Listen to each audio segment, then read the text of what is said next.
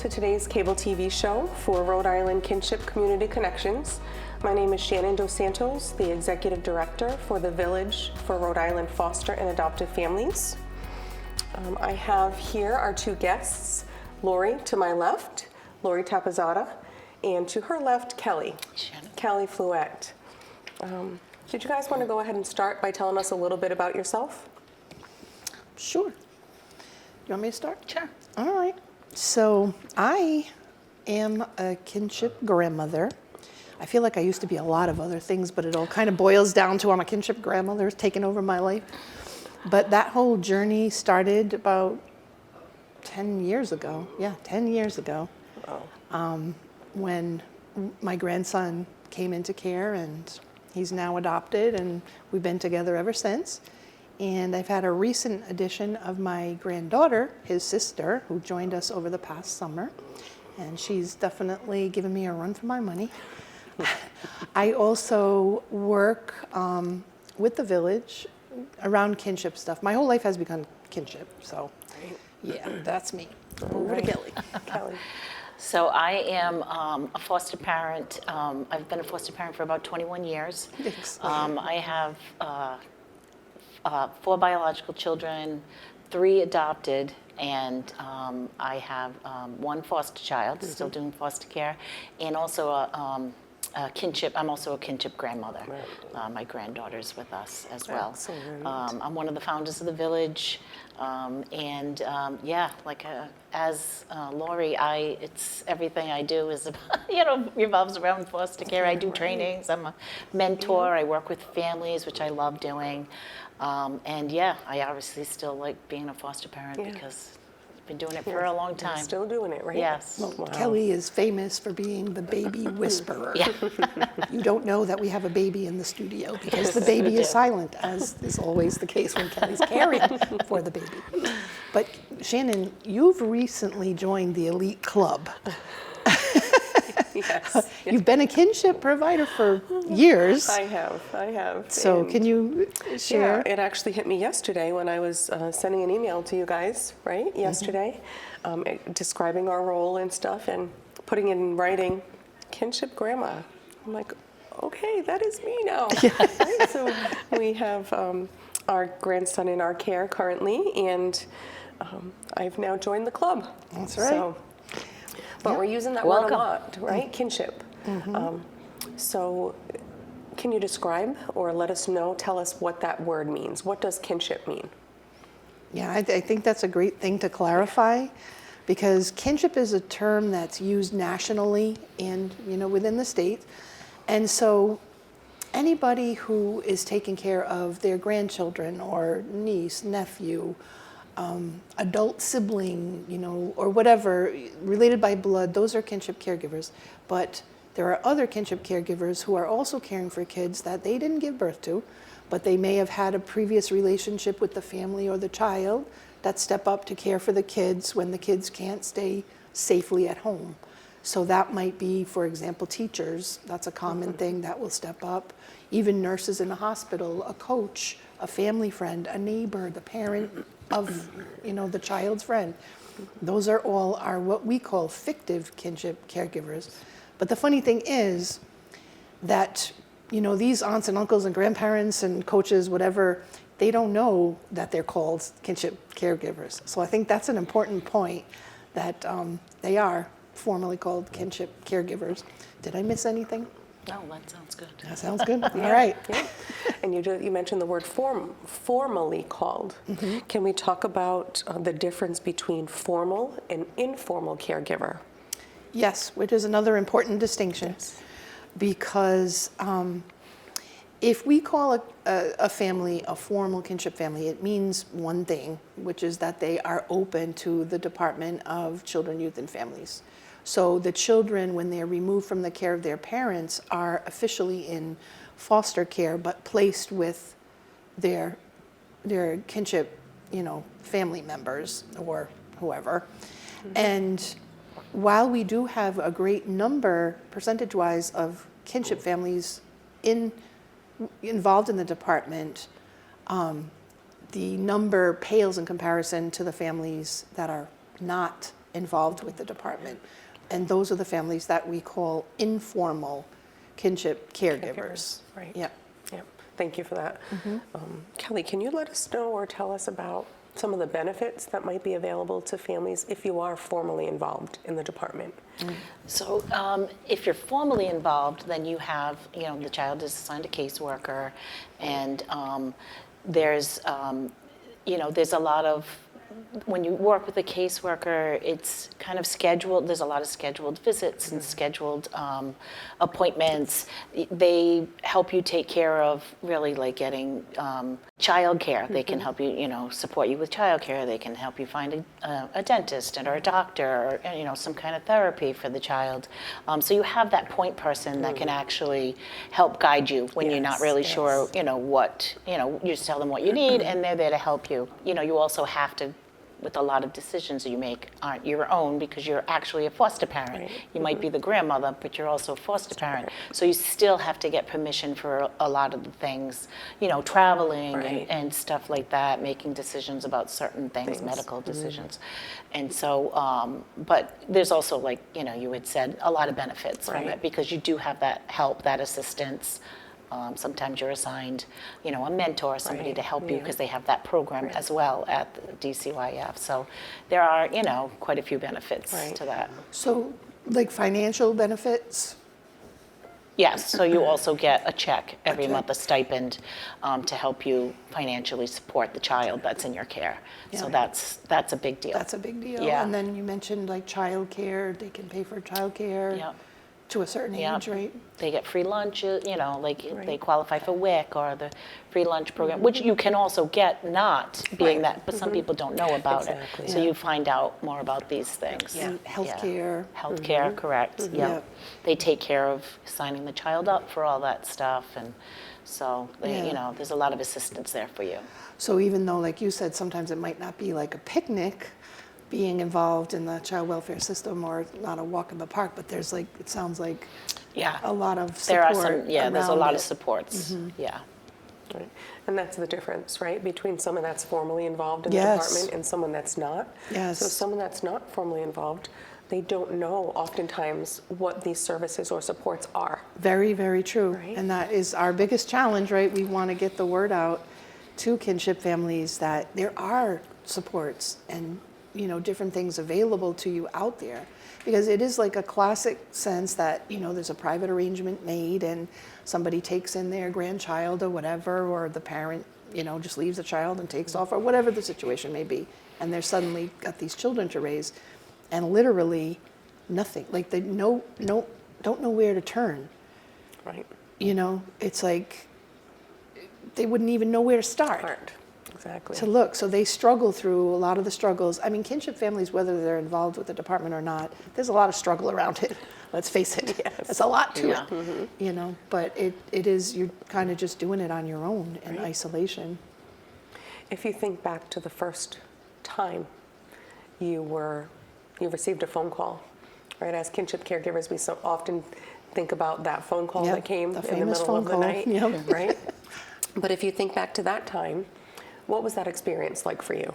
It was definitely very traumatic.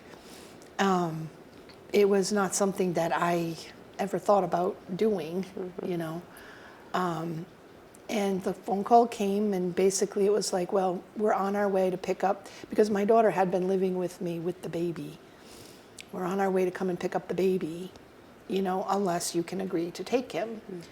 So I had literally minutes to decide, and I just, my life was flashing before my eyes. It's like, how can I do it? What? And I was working. I don't even like babies. Wow, all this stuff. And then I ended up saying, of course I'll keep him. I'm not going to let him go off into foster care. Right. So yeah, it was something else and a half. Yeah. Or is it similar for you, Kelley? It was not, because my situation, we are informal, so we never got that phone call. It was a private arrangement between the family, So I did not get that dreaded phone call. It just kind of, It just happens. happened, Yeah. right? Yeah. But because you had been a foster parent, you were now aware of what some of those supports and resources Oh, were, yeah. right? Honestly, Which was if I helpful. hadn't been already fostering for a long, long time, I wouldn't even probably know where to begin, go, you right. know? Yeah. And I mean, another big thing too is just having someone else that's also experienced it, you know, like those connections Yes. with other grandparents that are dealing with it. I mean, we are Huge. all, three of us, right? Yeah. We're Yes, friends and we're right. going through, you know, we're all kinship grandparents, so we have that, you know, and that's a big thing to have that. So, and you don't really get that with informal. There's a lot of grandparents out there that don't Right. know other grandparents that Yeah. are going through it. Where in the system you do know, you do, because there's, you know, you find those connections, there's Right. support groups and family events and stuff Yeah. like that. It's one of those life experiences that if you haven't been through it, it's hard to really understand Okay. just how traumatic it really is. Right. So You now know?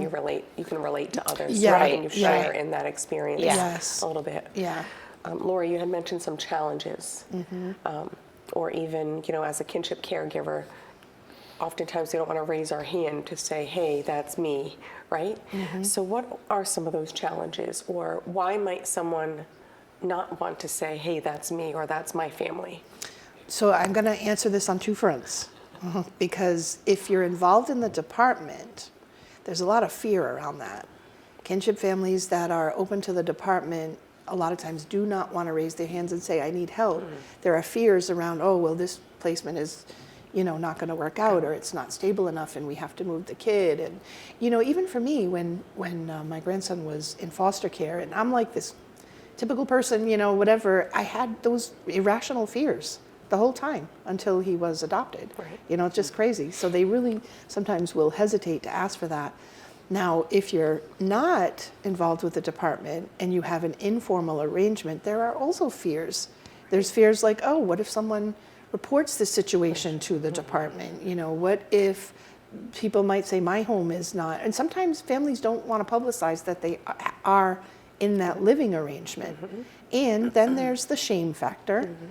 You know, there's the feeling of you feel like weak when you ask for help, you know, when actually it's a sign of strength. Yeah. I struggle with that myself a lot, and I'm way better now, way better, especially when people are giving me things. Well, you feel a lot of times because it's your family that you should do it all yourself. Yes. And that's a big, Yes, you know, that's a problem with a big, lot of big- it. It's it's Yeah. hard. And no, you don't have to do it by yourself. There are resources and things out there specifically for you, but you know, you're guilty. Oh, I shouldn't have to ask for help because, you know, it's my family, but that's Yeah. what it's there for. I Right. mean, it's there for you. And so, it's embarrassing. yeah. Right. You know, like if you're having trouble making it from paycheck to paycheck, or you're on a fixed income and you just don't know how you're going to do that, or you start struggling with your housing and you don't know what to say or do or who to turn to, you know, and it's embarrassing in general. Like that's why we have kinship specific support groups. Right. Because, you know, when you're in or a mixed group or a non-group, a non-kinship group, it's like people are sharing things, you know, oh, you know, I'm struggling with the biological parents about this issue or this and that and the other thing.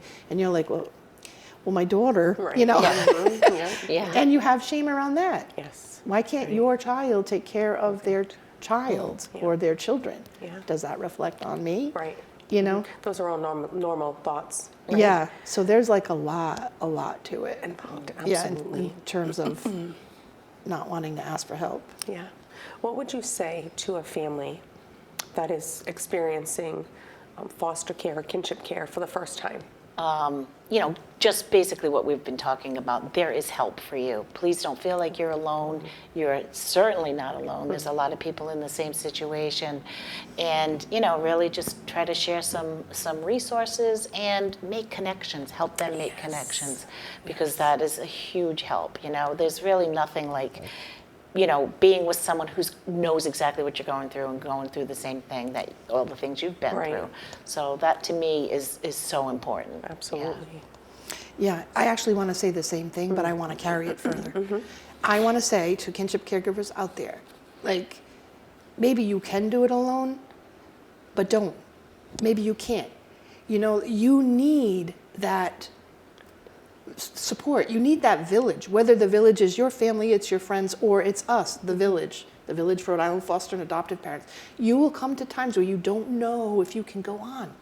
You know, you will come to times when you're on your last leg, you know, and you need that village. It changes your life dramatically. You know, I always tell this story, but like when it very first happened with my first grandchild, I didn't know any other kinship families. I didn't know anything about anything, even though I was involved with the department, but they also didn't tell me anything. So for like a year, I was super isolated, and my life was so heavy. You know, it was just hard. Ugh. And nobody understands. If you try to talk to your other family members that disapprove that you took this child in, you know, or talk to your friends of like, what in God's name are you thinking? You know, like, it's very hard. When you finally talk to somebody that knows what you're talking about, it's this big relief, this huge relief. It's like things get so much lighter, you know, and then you actually, believe it or not, you start to enjoy your life a little bit more. You know, you get together with other families. Your kids get together with other families who also live in kinship homes. Right. So they don't feel weird anymore. They're just all running around like, oh yeah, grandma, nana, auntie, Mom. whoever. Whoever it might be. That's right. What adult is going to answer right to that? Yeah. Because everyone's looking. Yeah. when the kids call out for mom. Or, Yes, you know. exactly. And besides which, if you're not connected, you're not going to know and find out about the resources that are out there. You're not going to find out about, you know, some very important resources for kinship families not involved with the department. Absolutely. Which we at the Village have been trying to really get this word out, because so many of us did not know it even existed. And it's a benefit that the federal government, you know, allocated a budget for. Every state gets some of that money, and it's, you know, the overall thing is called TANF, Temporary Assistance for Needy Families. It's the same money that funds if family needs food stamps, or if family needs, you know, cash assistance, or some other, there's plenty actually of benefit programs. But this specific benefit was put there for kinship families, and it's called child-only TANF. Now that's what they call it on the national level. Every state likes to be creative and call it its own thing. And for Rhode Island, for many years, we called it in loco parentis. But like I said, nobody ever heard of it, and it's extremely underutilized. Now it's overseen by the Department of Human Services, who are actually making great efforts and strides to grow that awareness. You know, they actually produce some flyers. They're trying to get the word out. They're having focus groups. They're doing training to get the word out that this benefit, you can be eligible for it if you're caring for children that are not currently already receiving some form of cash assistance. So for example, if your child has, if it's an adopted child, you adopted your grandchild and you're receiving an adoption subsidy, you would not be eligible for it. Same thing with guardianship. If you receive guardianship assistance, you would not be eligible for it. If the child is receiving some form of Social Security, for example, you would not be eligible for it. But if you're raising these kids, like most of our informal kinship families, and not getting any financial help at all, you would be eligible to apply for this benefit, which is a monthly cash benefit. And it's not enough to cover all the costs of raising a child, but you know what? It's helpful. So, you know, if you're raising one child and you're eligible, you can receive, it's currently at $510 per month. And then that amount goes up per child. Not for each child, the $500, it goes up incrementally. So for example, if you have 2 children, then you might receive $700 and something per month. So it goes up like that. You will receive that until the child turns 18. So it's just, you know, a steady, helpful cash benefit that I would like every informal kinship family to know about and to apply for. And the thing is, you apply using the same application as you use for all of the benefits that DHS oversees. But it can be confusing, can be a little tricky. you know, so maybe we can ask Kelley. Absolutely. What it was like applying for it. So yes, you're right. It is very tricky and it is very long. It was like 30 something pages in Rhode Island. So it's called Rhode Island Works, Okay, correct? yes. Okay. In Rhode Island, it's called housed Rhode Island. under the Rhode Island Works program. Yes. Administered by DHS. Correct. But Yep. just to clarify, the Rhode Island Works program is the same program for food stamps or whatever, or cash assistance. To get regular cash assistance through Rhode Island Works, there are certain requirements, job-seeking requirements, and different things like that. And those do not apply to the child-only benefit. You know, and along with the way you qualify for it is different too. But they're both housed under that Under same the same, Rhode yes. Island Works. It's the same application. It's the same that you application, fill out, because yes. yes, I did fill out the application. And like I said, it was very long. It was pretty confusing at different times. I needed help. I had to reach out and ask questions for help, because I didn't really, it's worded a little funky sometimes, and I wasn't really sure, am I putting my my information down, or am I putting my granddaughter's information down? So I had to, reach out and ask some questions, some people. But once I got it done, it was actually really quick to get assistance. It was that day. I went down there, and you can mail it in, or you can bring it to the office, the DHS office, which I did. I happened to bring it to the office. I sat there. We went over it. It was lengthy. It took about 2 hours. I was there. We had to go over. They went over everything with me to make sure everything was filled out correctly, and they let me know right then. I was qualified, and I ended up getting my my little card, for it's like an EBT card, It's an correct? EBT card, yeah. right.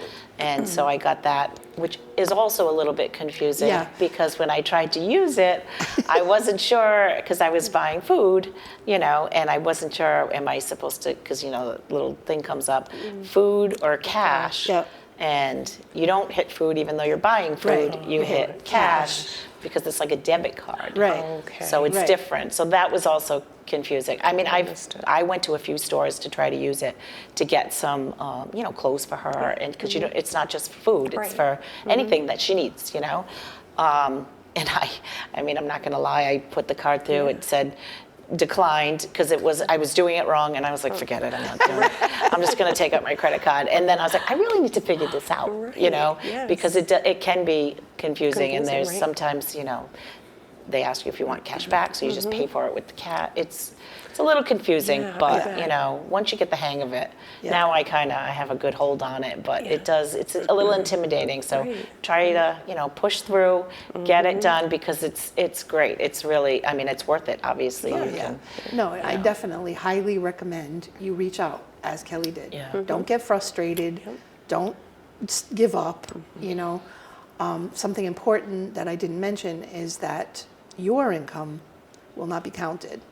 This benefit is for the child and based on the child's income, which typically is zero.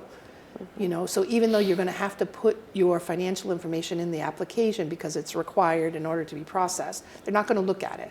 So don't worry about that part. Just put in, the basics, and just don't even worry about it. But definitely call the village. We are here to help you walk through it. We're here to answer any questions you have. You might have other questions. How does this affect the parents? Or there's a ton of questions you could have. Call us. Don't be afraid. Absolutely. And we can walk you right through it. Yeah, because Laurie, you've helped a couple of families now, right, go through this process, and each individual situation is different. Yes. Some families might want to give up, Yes. if it's not explained to them. If it's not explained, or, yes. If it's a lot to go through. Yes. Keeping in mind that the benefit is for the child, Yep. that might help push them through. Yeah. But because it does seem very overwhelming, they might just say, forget it. Yeah. This is too much. No, I that don't definitely, understand. that happened with Right? some of the families, and no, we're not going to give up. Because that's the other thing we can help you with, is sometimes there may be like little glitches on the way, or a misunderstanding or something that needs to be explained. We can help you troubleshoot. You're not on your own. That's my point. Right, You know, absolutely. Give us a call, and we can help you troubleshoot the process and get through it till till it's done. Absolutely.